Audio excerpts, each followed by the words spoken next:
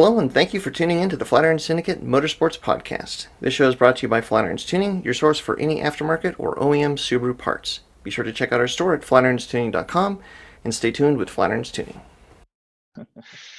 Right. Well, you guys ready? Should we Yeah, just let's dive do in? this. All right. Welcome Start back, the clock. everybody. I Start the interrupted clock. you The again. clock starts now. Yes. Start the clock. This is episode 90 of the Flatirons Syndicate Motorsports Podcast. Can you believe that? Way past P discount. Way. One step closer to episode number 100, which apparently is going to be a live pizza party. Not sure how that's exactly going to work. Is that 10 weeks? Where are we at in 10 weeks? Right. Jeez, that's like just 2 months away, it seems like. Mm-hmm. Yeah. That does not give me a lot of time to figure it out. We'll do something. And we've got Dussex joining us. We've got Tasso on the podcast today. And if, as we're recording this, if you guys have been following our Instagram feed, we threw up the question that we're going to talk about today, which is, what is the biggest thing preventing you from taking your car to the track? Now, where did this motivation come from?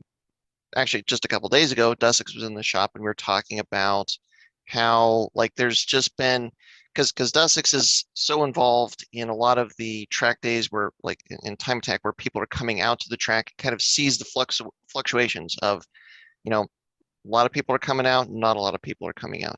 What is the cause of that?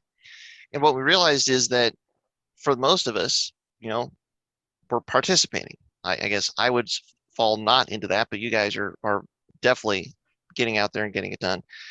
And realize that, well, if we're going to talk about why people aren't getting out there, we need to put that out to people that haven't been able to get out. We want to get your guys' perspective, because if we have the desire and the want to get out there, maybe we don't have the best perspective to have that conversation, but it's definitely something that we think is worth talking about. So that's what we're going to dive into today.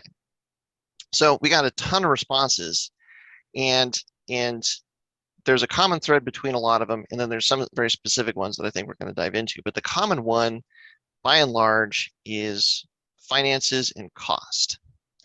So let's just dive into this big one right out of the gate. What do you guys?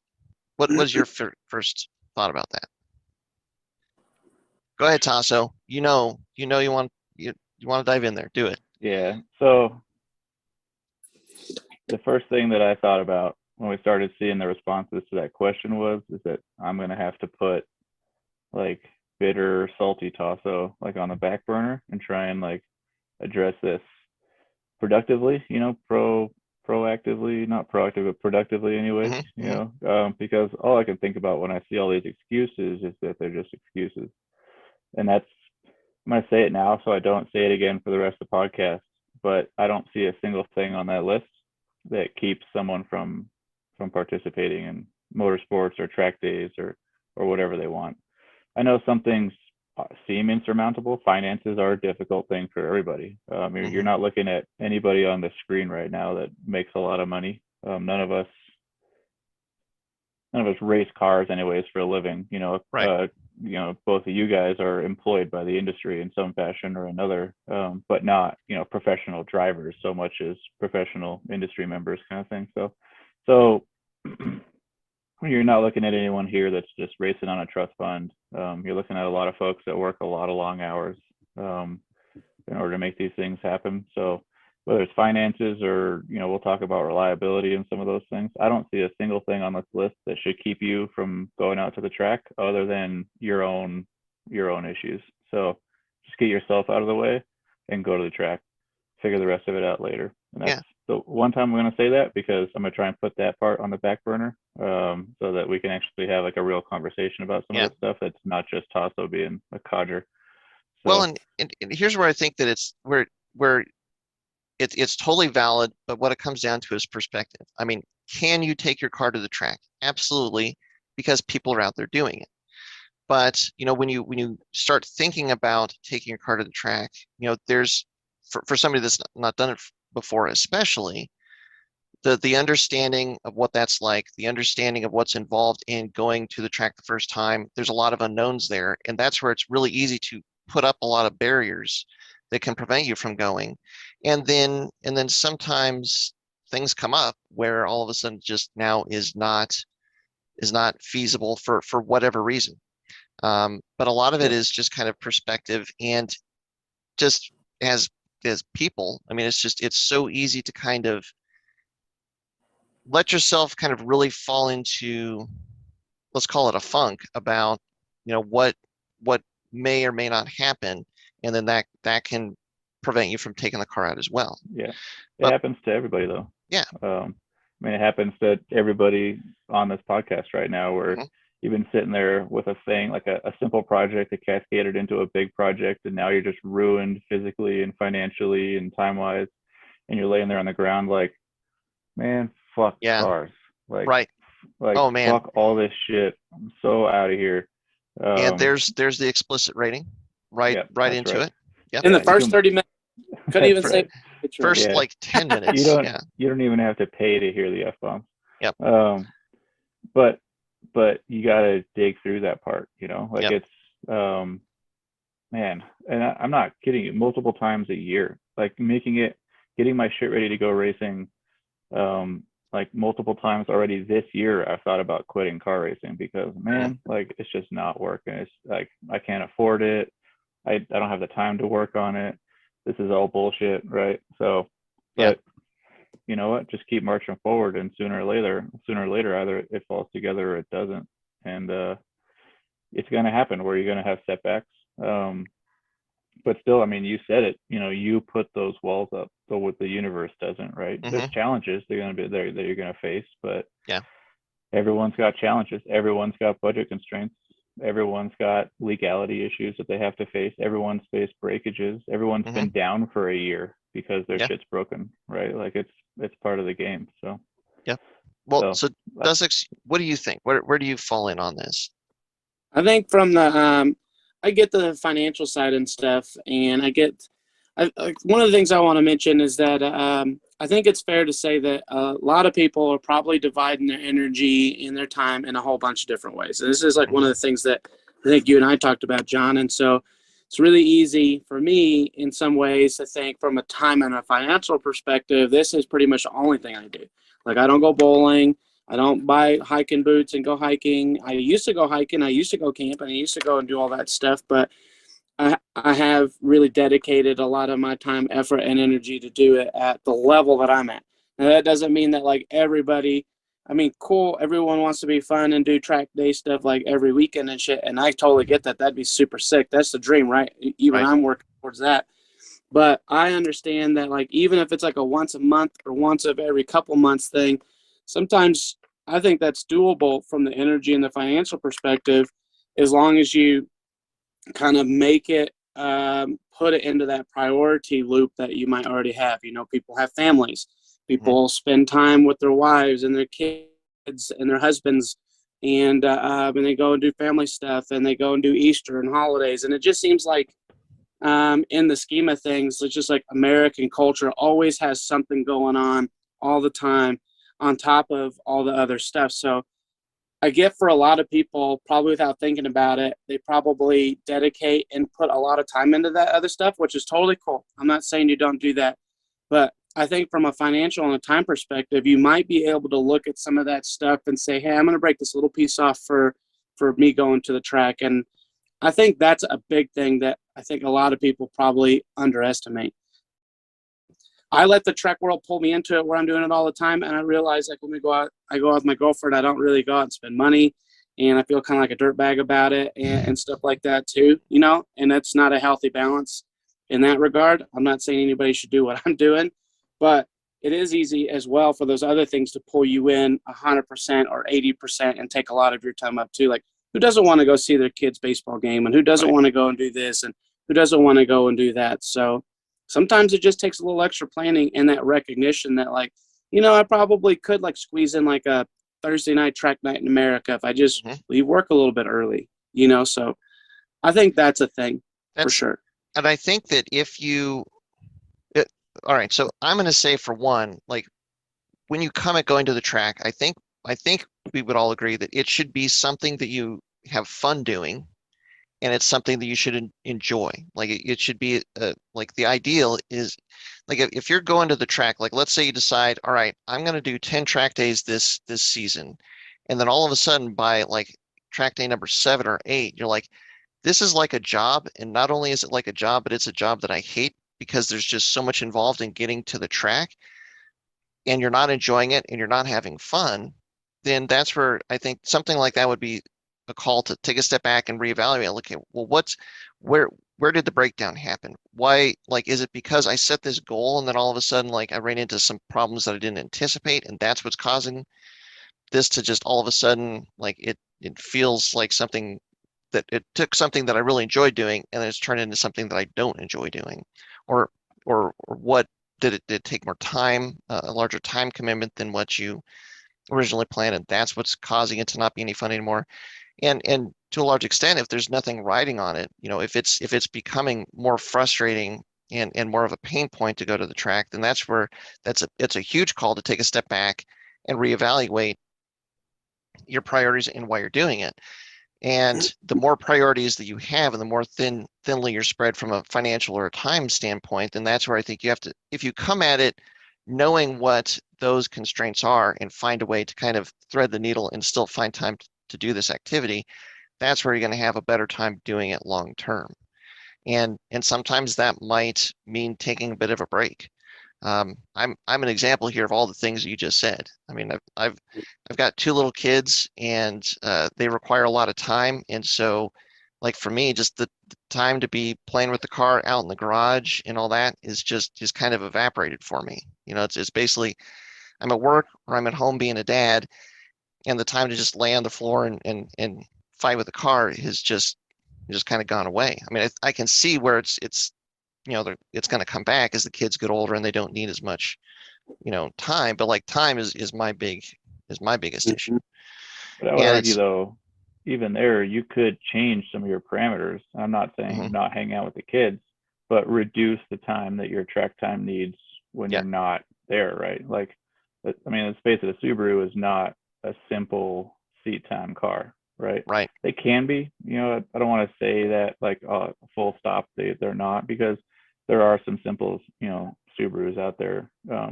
But, really quickly they become kind of complicated to keep reliable, to keep braked. They're heavy cars, arguably, and 4-wheel drive is twice as many shits to brake versus a 2-wheel drive car and stuff like that. So you could sell your wagon and probably pick up, a Civic hatch and just throw some sticky tires on it and whatever, like a shift knob, and go to the track still, right? Like, so it's you set the parameters that you consider success in that case, which is taking your Subaru to the track, and you don't have time for that. So you could change your parameter for success. Like I have, I can't run a rally series, and so I had to change because for a number of reasons, time, money, all sorts of stuff. So I changed my parameters. I'm not going to focus on it right there. Like, it's just. Well, this is the rally versus the hill climb. Right. Right. Yeah. There are a handful of objective things like that make me want hill climbs more. Like, I like the more power and going fast. I hate how slow rally cars are. Less restrictive rule set. Yeah, less restrictive rule set, less restrictors. So there are the reasons I like hill climbs more. But a part of that decision was also I can run a series of hill climbs. I can barely afford to do one rally. Yeah. And like, man, in rally, there's so much carnage in rally. It is, you cannot get into running stage you don't rally. have to drive that hard. but in rally, man, weird stuff happens. I mean, you're on stage for so long, and conditions play such a big part of it. I mean, I remember, what was it? I think it was maybe it was LSPR. No, it was 100 Acre Wood, where we went out there in I want to say it was one of the last rallies that Jeff Huser ran. And it rained, and all of a sudden it got muddy and slick. And then there's this one corner that ended up collecting something like 3 or 4 cars, and Huser was one of them, because it was just like everything else was slick, but this one corner was, I think it was like maybe it was over a yump or something like that, but it was just like extra slick. And people just did not account for like how much you were just going to go off, and people were going off and they were hitting trees. It's like, that's literally conditions changing, and one corner that happens to be like that much different that just could catch you out. And then all of a sudden, like, Jeff's True. pretty aggressive as a driver too. It's not the first time he's gone off the road, and it hasn't been because of bad conditions before. Sure. Yeah, But stuff like that happens. there's I mean, techniques, right? You consider your Yeah. parameter. In that case, you adjust your parameters not to getting 10/10ths out of every corner, Right. but about reading conditions on the way in, maybe a slower entry, but it gives you time to adjust for a bad corner. Right. That brake stab early to figure out how the car is going to react is it costs you a second or two, like on a time attack or a hill climb, that kills your run, right? But over the course Right. of a rally, if it means you don't go off that corner, then that not only saves you money but saves your rally. So Right. there are techniques, right? You change your parameters. Is all you have to constantly move those goalposts around based on the resources available to you. Yep. And the point, I mean, back to your original point about, rally versus hill climb. Hill climb is something where like you could do it. It was not as much of a financial strain. And I'm sure that means that now you can really do it. You're more comfortable. You can enjoy it more. And you found a lot of success in doing that. Yeah. And it's, I'm not trying to say I'm only doing rally or only doing hill climbs because I can't afford rally, but it was a factor in the original decision to focus on one versus the other. So it's what fit. Right. We all got Yeah. constraints. So Yep. And finding that fit that lets you do the activity. I mean, that's the first thing. I mean, way back, geez, I don't even remember at this point. 3 months ago, when Viet and I went out and drove the new WRX and BRZ. One of the things that just popped into my head there, like it's totally stock cars. We're not doing 20-minute lap sessions. It's literally like a lap and a half in each car. But how nice it was to just hop in a car that was totally stock, not modified, that I could just drive, and that's all that really mattered. And it was just like, man, this is awesome and this is fun. And like, I think kind of related to what you're saying, Tasso, like for people that want to go out and drive, it's so easy to let other kind of like goals or wants creep in that just elevate things. And that drives the expense out. Like if you just enjoy driving at the track and you don't have to modify the car can stay a lot closer to stock, if not largely stock, and you're not competing and there's no real motivation or need to really change or develop the car. You can keep the reliability up, keep the cost down, and you can get out there and do the event a lot more. But then all of a sudden we start thinking about, well, I don't want to just be a Subaru out there. I want to be a quick Subaru out there. I want to be the fastest Subaru out there. I don't want to just go. I want to find a way to go out to the track and compete. And then once you, like if you start getting, the tunnel vision for competing, then that can change the planning and the demographic as well. And then that's where all of a sudden the time commitment and the financial commitment also change. And then that's where it can very quickly kind of like spiral. So I think having a good focus on what are you really wanting to do? What are you really wanting to accomplish? And then sticking to that is helpful or is a good way to make sure that you can actually make it happen in a way that still keeps it fun and enjoyable. I want to jump in on that too, because as I was listening to you guys talking and stuff, one of the things I was thinking about was like, yeah, cars are heavy, blah, blah, blah, this and the other. But it's kind of like bowling or putt-putt golf, right? Putt-putt golf is like, you can think about putt-putt golf as I'm going to go out and I'm going to have a good time. I'm going to drink a couple beers with my family or whatever, get my little underage 6-year-old drunk on Budweiser's. No. But like really, no, we don't. Yeah. No. I said the beers with the family and it just made me Okay. laugh. Anyway. So you go out and you go out of the tent and you're not going out there trying to be Tiger Woods. You don't even leave the house thinking, I'm going to go out and be Tiger Woods. I'm going to go to the putt-putt golf course and I'm going to be Tiger Woods, right? Mm-hmm.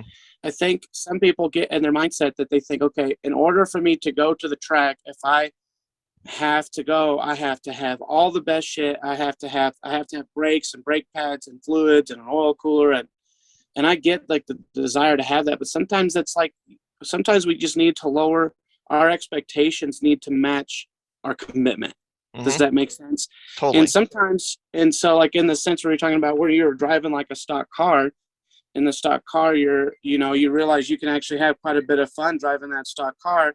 Now you're looking at like a perspective where, okay, my Subaru doesn't have to be hella modified to go out there and go out. I'm not going to run a lap timer. I'm not going to compare times. I'm not going to go to a competition event. You know, I'm just going to go out and have fun with my friends or even by myself, make some new friends. And I'm just going to go out when I can. And I'm not going to go out with it. And if my brakes start feeling a little bit spongy, I'm going to back it off. And if my car starts getting a little bit warm, I'm going to bring it in. And then I'm just going to enjoy it for what I can get out of it. But instead of trying to get caught in that mindset that like you're going out to be the fastest time attack driver ever, and you're going to do that in whatever you have in your garage, and you look at what you have in your garage like, man, I don't have the money to go to like Super Lap Battle at Coda. You know, I don't have the money to do this. I don't have the money to do that. Instead, trying to think about just try and like lower your expectations to match your current commitment level. So maybe it's, what am I willing to commit to? It's like, well, I really only have I could probably go maybe like once every 3 months, or maybe I can only go once on my birthday. And on my birthday, you know, I tell my family this is something I really, really like, and they get me one open lapping day with Chen Chen at VIR, like the coolest track. And so every year I'm going to try and do a new track for my birthday, and that's going to be my thing. And I'm going to let my family know. Good communication, right? Two-way dialogue. But I'm going to go out there with the expectation that I'm out there for fun. And if anything starts to get even remotely sideways, then I'm going to bring it in, let everything reset, and then go out there and have fun. Don't have to be Tiger Woods at the putt-putt golf course, you know? You don't have to run the PGA to be a golfer. You could literally just go out and have fun and treat it like that. And maybe if your commitment level is like, okay, I want to do this every month. I want to be the best, baddest ass, awesome dude out there.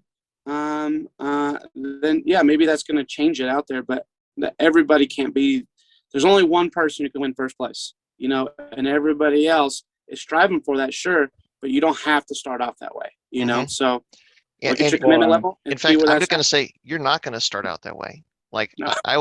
You're not Lewis Hamilton or Michael Schumacher, or nobody listening to this podcast except for Lewis Hamilton because he is a big fan. No, he's not. But he just bought the Broncos or got into the Broncos, so maybe he is listening to us. That's true. But you're not going to be a world record holder. You're not going to be a championship winning driver the first time out. And in fact, I think one of the key pieces that is exactly what you're saying, Ryan, but I'm going to say it maybe in a different way, is that if you want to go out to the track and have fun and know what's involved, you have to go out there. You probably need 5, maybe even 10 track days under your belt to really know all that's involved. What is track awareness? What is track etiquette? You know, what is it? How can you get your head focus set so that when you're on track, you're paying attention to the things that you need to pay attention to, like your brakes, like the corner workers and the flags that might be showing you something or not. And get into a headspace on track where it's not just like super exciting and like a roller coaster that you're riding, but like you're actually out there at the track driving, hitting your marks and doing all that. That takes time. And you can do that and put in those reps and put in that time in a stock car just as easily as you can in a heavily modified car. And I think there's an argument that like that those first handful of track days, there's an advantage in going out in a very simple car that lets you really just focus on getting comfortable and familiar with, okay, what do I need to bring to a track day? What should I be looking at? What should I be looking for? What do I need? What is like the standard thing that I need to do to the car during a track day to keep it running properly, running reliably, those sorts of things. The only way to really kind of get into that mindset is to get out there and do it. And if you've got this kind of subconscious goal that you want to be like a really aggressive or fast driver or whatever, like that actually really kind of gets in the way of just understanding and getting comfortable with the process. Yeah, and your build should follow the same progression too. Yeah. Because you see it constantly online. Hey, I just got my first Subaru. I turned 16.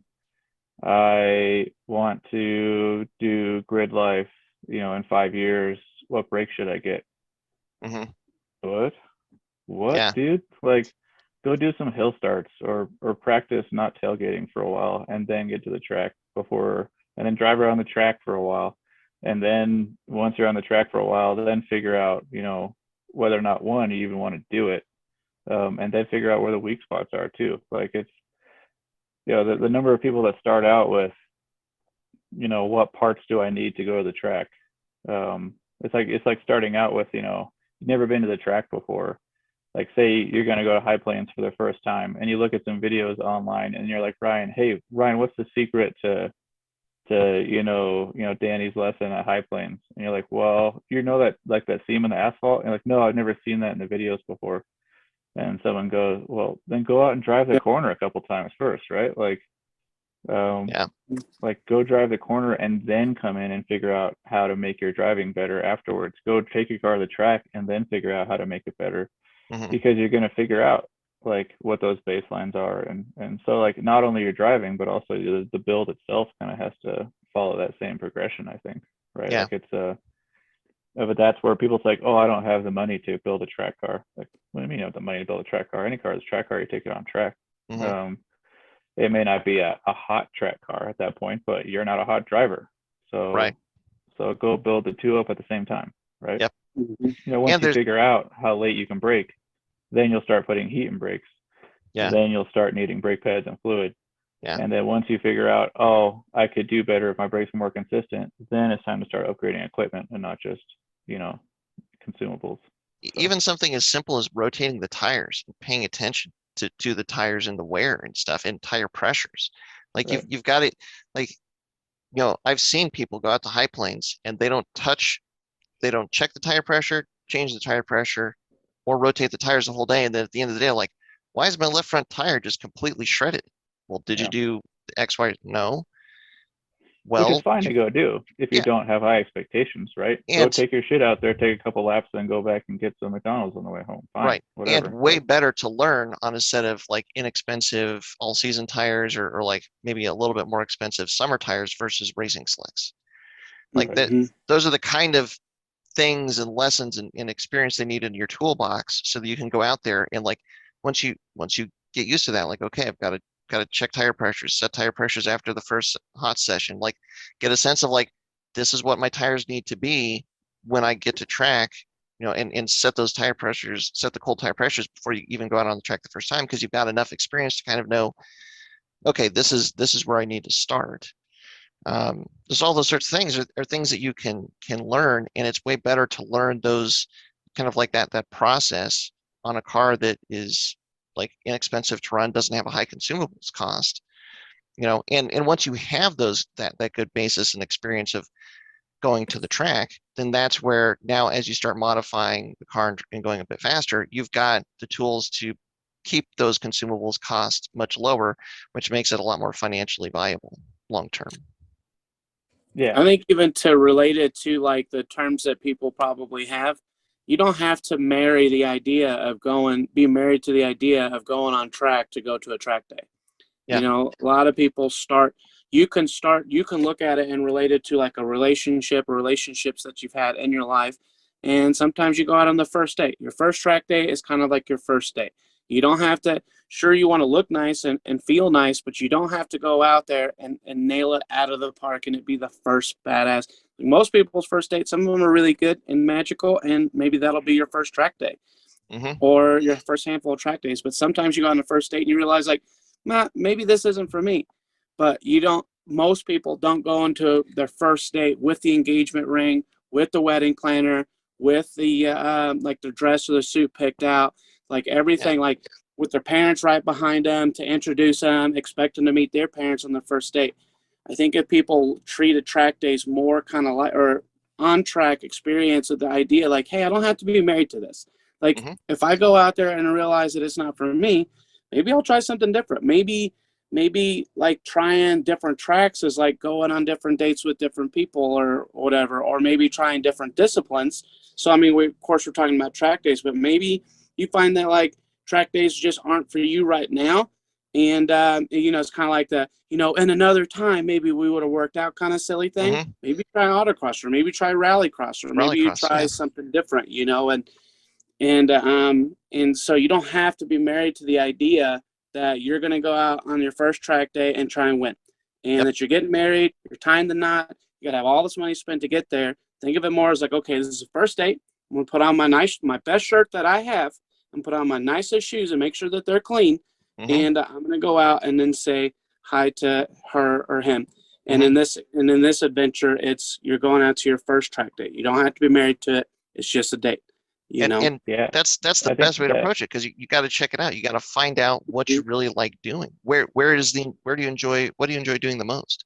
Mm-hmm. I think I want to, because that's a really good analogy. I think I want to expand on it a little bit, where people start with counseling before they even have the relationship. Hmm. Yeah. Like it's a unique thing in our community, I guess. It's whatever for that analogy, in that everyone's relationship issues with their car, everyone's marriage issues with their car, they're all laid out publicly on forums or on Facebook groups. And so people look at these problems like, oh, my relationship with my car, she doesn't listen to me when I try and brake or something like that. Hmm. Mm-hmm. And then they're like, oh man, well, I don't want to have those relationship problems. Maybe I should start with counseling and then get the relationship later. It's like, no, man, go jump into the relationship and figure out where you're disagreeing with your car, and then go to the counselors, the internet sages, and ask them, hey, I'm having this problem, with my relationship with my car. How do I fix it, kind of thing. So don't Hmm. start with the counseling though, right? Like Right. jump into the relationship. Which is I like your analogy, because it kind of fits for that as well. But then Yeah. when you do have those problems, do listen too. Right. Like And I guess maybe if I'm understanding you right, Tasso, you're saying don't fix problems that you don't already have. Go out yeah, there and actually try it a bit and find out what problems you have, what problems you actually have, and right. then once you know that, then start addressing them versus just trying to. You can't fix every single problem that you might ever have on the racetrack before you go out on day one. Like Yeah, it's you like, don't how have the do I experience. Yeah. right, with the analogy, it's like if you were to go to a marriage counselor and be like, hey, I'm planning on getting in a relationship in a couple of years. I don't want to have communications issues. Can you give me some specific strategies for myself to deal with an imaginary person I haven't met yet? And they're Hmm. like, I don't know, buy a big brake kit, just go do Right. it, right? Which is why so often you Mm-hmm. see the advice on this podcast or on the forums too, like, I don't know, man. Just go get out there. Don't worry about it yet. Go run Right. your stock brakes. Or like the age old, how do I get into rally? How do I get into driving my car on the track? Just go. Go Yeah. volunteer for a rally. They need volunteers desperately, and you'll figure out what you'll see. Like, hey, this awesome.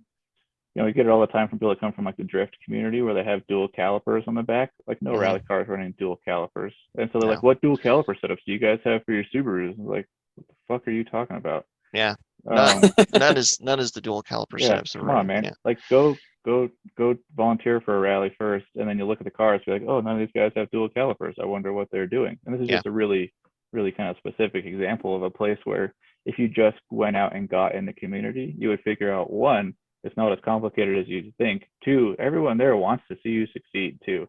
Hmm. Like as long as you just shut the fuck up every once in a while and listen. I'm gonna just double down on the explicit E for this episode, because this is a thing that happens so often, right? Apparently.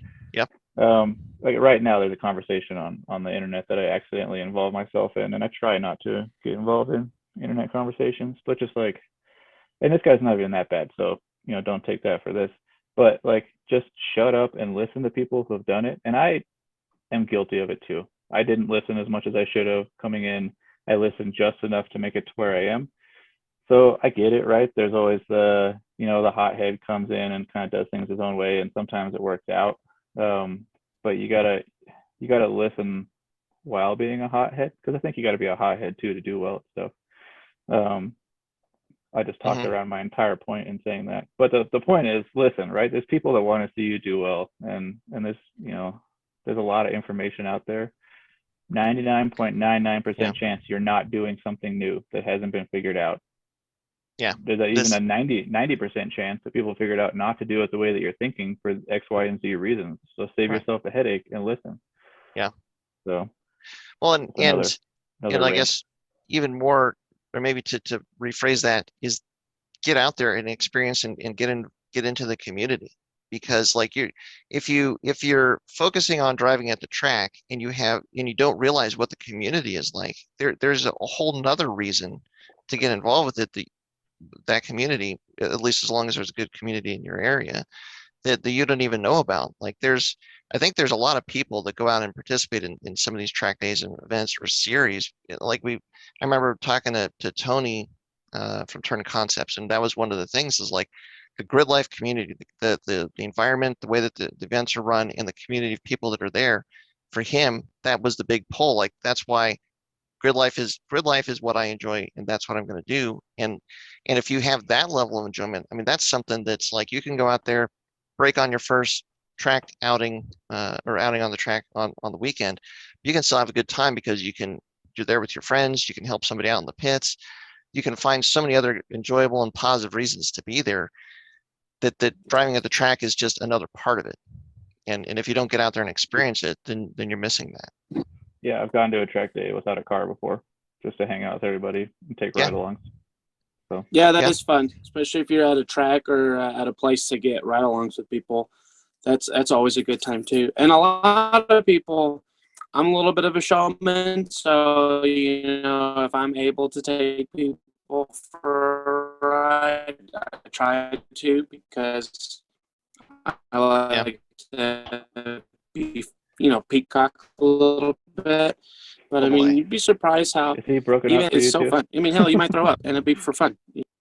Oh man, we're diving into the Matrix now. It all got us through there. So you like to show off for people and peacock a bit, and maybe make some people puke, but maybe you puke yourself, and it's a good time. Yeah, love it. Well, and just watching what other people are doing with similar cars. I mean, and like that's like this is what's possible. This is like the first like very attainable goal that you can have with your car and driving on track. I mean, that's a really good perspective. Yep. All right. Yeah. I think we've answered that one, and there was so many other good questions. I want to kind of move on, but I think that if you're listening to this point, that like financially and whatever, I think that's a good basis. Next, reliability. No time. Do you wanna move this to Patreon? Let's do that because yes, it has been a while. So here's what we're gonna do. We're gonna try something new with this podcast. If you're watching on YouTube, thank you very much. Thanks for your support. Thanks for watching. The rest of the video is going to head to Patreon. That's where the rest of this is going to be. But I'm going to put the full version out, audio only. So you can listen to the rest of it there, or you can head over to Patreon to check it out. Do really appreciate everybody's support on Patreon, anybody and everybody that has been there or in our Discord channel. So thank you very much for watching. Thanks for your support, and stay tuned until next time. And if you're listening on the audio version or on Patreon, let's dive into reliability. Thanks everyone for tuning in to the Flatirons Syndicate Motorsports Podcast. Once again, we'd like to let you know that your support is what makes this show possible. Be sure to check out our online store at flatironstuning.com for any of your aftermarket or OEM Subaru parts needs. And as always, stay tuned with Flatirons Tuning.